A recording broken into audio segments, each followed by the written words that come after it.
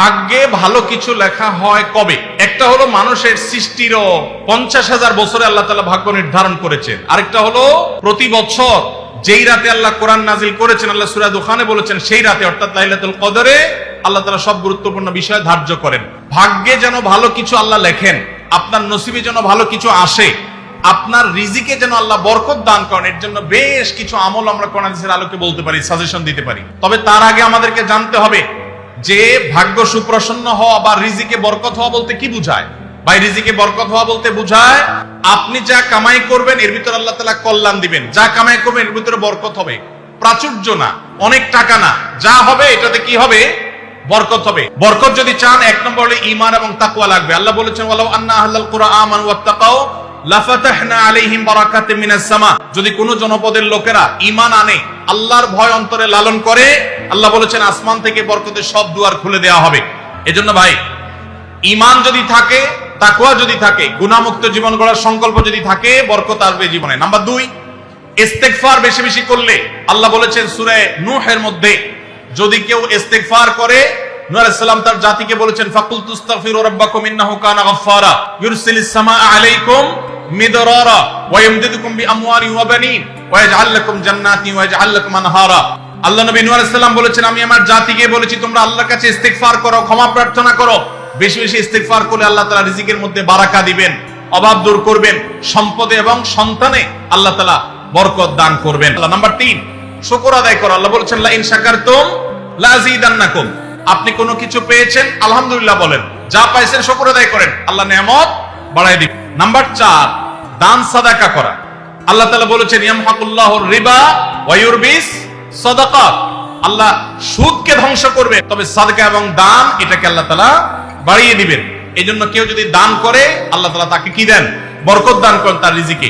তারপরে 5 নম্বর হলো আত্মীয়তার সম্পর্ক রক্ষা করা। নবীজি সাল্লাল্লাহু আলাইহি ওয়াসাল্লাম বলেছেন মান সাররাহু আন ইউবসাতা লাহু ফি রিজকিহি আও ইউনসা লাহু ফি আথারিহি ফালিয়াসিল রাহিমা। যে ব্যক্তি চায় তার হায়াতে বরকত হোক, তার রিজিকে বরকত হোক, সে যেন আত্মীয়তার সম্পর্কের সাথে সম্পর্ক ভালো রাখে, আত্মীয়দের সাথে অর্থাৎ রক্ত সম্পর্কে আত্মীয়দের সাথে যেন সম্পর্ক কানেক্টেড রাখে, বিচ্ছিন্ন না করে, তাহলে তার রিজিকে এবং হায়াতে বরকত হবে। সর্বশেষ আরেকটা আমল বলতে চাই, সেটা হলো খাবারের ক্ষেত্রে একত্রিত হয়ে বসে খাবার খাওয়া। এই সুন্নত আমাদের সমাজ থেকে বিদায় হয়ে গেছে, আমরা অনেকে জানি না। আবু দাউদের একটি হাদিস বর্ণিত হয়েছে, নবীজি সাল্লাল্লাহু আলাইহি সাল্লামের কাছে এক ব্যক্তি বললেন, হে আল্লাহর রাসূল, আমরা খাই কিন্তু অনেক খাওয়ার পরেও পরিতৃপ্ত হই না, পেট ভরে না, খাবারের চাহিদা পরিপূর্ণ মিটে না, কারণটা কি? নবীজি সাল্লাল্লাহু আলাইহি সাল্লাম বলেছেন তোমরা সম্ভবত আলাদা আলাদা প্লেটে খাও, আলাদা আলাদা সিঙ্গেল সিঙ্গেল খাও।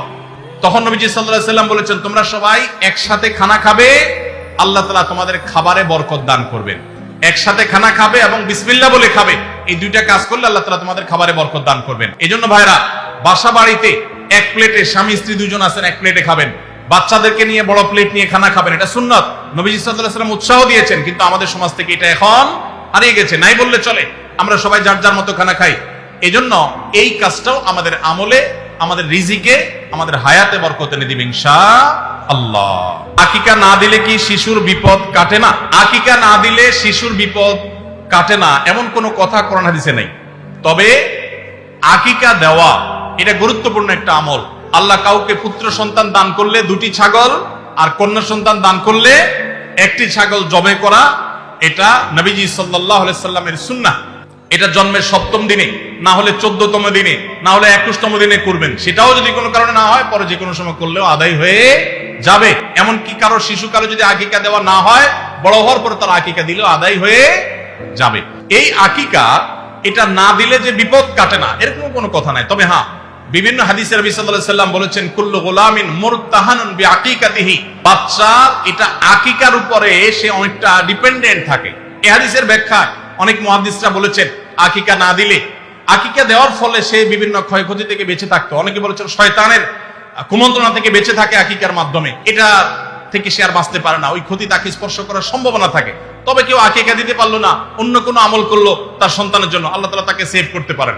এমন কোনো কথা নাই যে আকিকা না দিলেই তার সন্তানের বিপদ কাটবে না। তবে আকিকা দেওয়া উচিত, এর মাধ্যমে সন্তান নানাভাবে উপকৃত হয়, নানাভাবে সেফ থাকে, নিরাপদে থাকে। আমি একজন প্রাইমারি স্কুলের শিক্ষক। সকাল 9টা থেকে 4টা পর্যন্ত আমার কর্মঘণ্টা।